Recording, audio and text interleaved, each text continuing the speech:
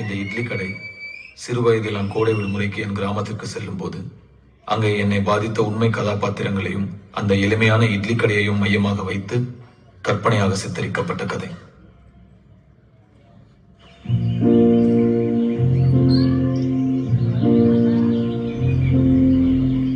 எங்கேயோ பிறந்து எதையோ தேடி எங்கெங்கேயோ ஓடுறோம்.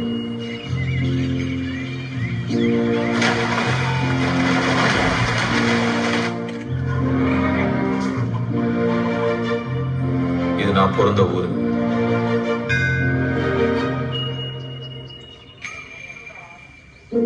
இது எங்க அப்பாவோட இட்லி கடை. 2 மர பெஞ்சு, ஒரு புகை அடுப்பு, சாப்பிட்ட இலைய தூக்கி போட செவுத்துல சின்னதா ஒரு ஓட்டை, அம்மிக்கல், ஆட்டுக்கல். இதுக்கு பின்னாடி கூட ஒரு கதை இருக்கு.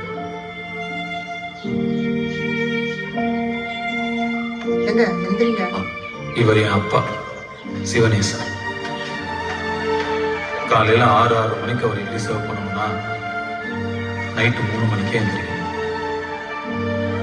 கடைக்கு போற மாதிரி ரெடி ஆக மாட்டார், கோயிலுக்கு போற மாதிரி ரெடி ஆவார்.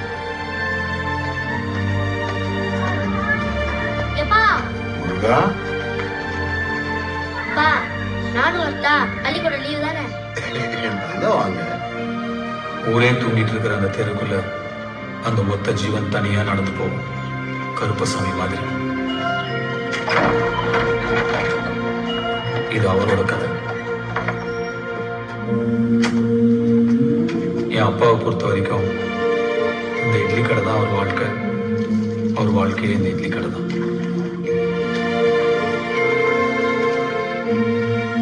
அவர் தனி, இந்த இட்லி கடை தனிங்க இல்லை.